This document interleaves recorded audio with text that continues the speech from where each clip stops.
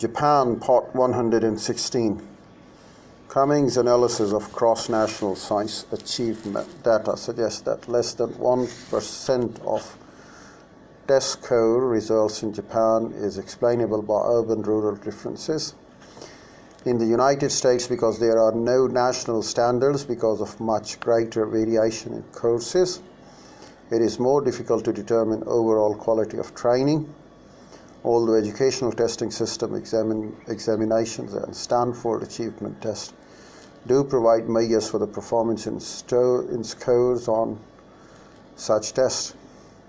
At best, the American average scores as measured by the international test in mathematics and sciences are well below Japan's, and the range of the score is also much wider. In short, the schools of America do not come as close in providing equality of training. The uniformly high quality of training provides Japan with an unexcelled supply of generally competent labor power prepared for company life and receptive to learning more specialized skills at the workplace. If anything, the high level of education has overtrained students for their jobs and has created shortage of the blue-collar workers.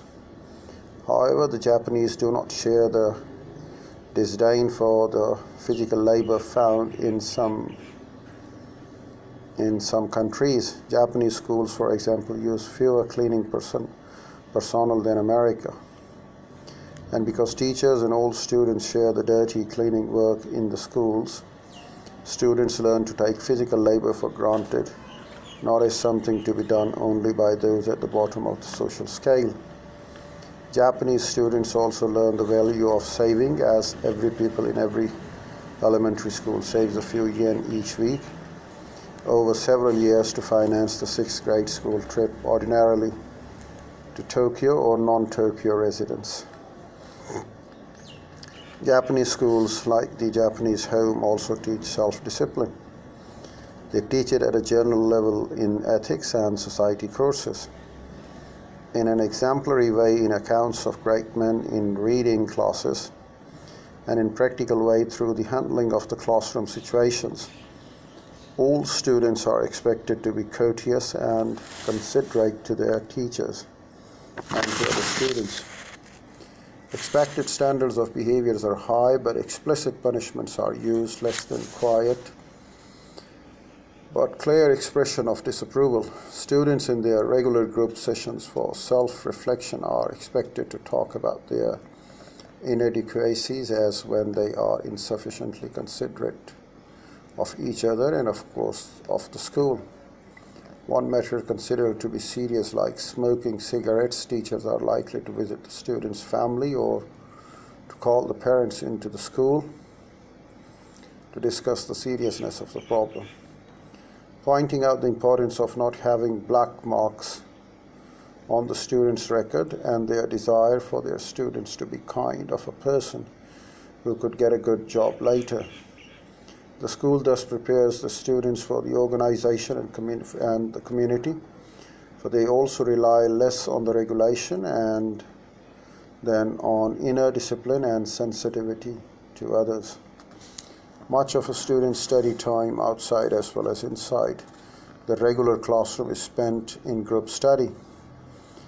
Through group projects, group trips, classroom organization, and above all through close-knit activity clubs with membership lasting several years, the student is not only allowed to enjoy group life, but taught to be sensitive to his peers and restrain personal egoism. Indeed, students' organizations themselves play a major role in advising students about ways to gain the respect of his peers. This prepares the students for life in modern organization, where he is expected to develop long-range commitment to work peers and to be considerate of them. Not only does this high uniform standard of training strengthen social cohesion and provide labor force with the superior training, but it also eases problems of spatial mobility. In the United States, which has variation from one school district to another, a child who is transferred to a new school when his parents move have great difficulty adjusting to the academic level of various subjects.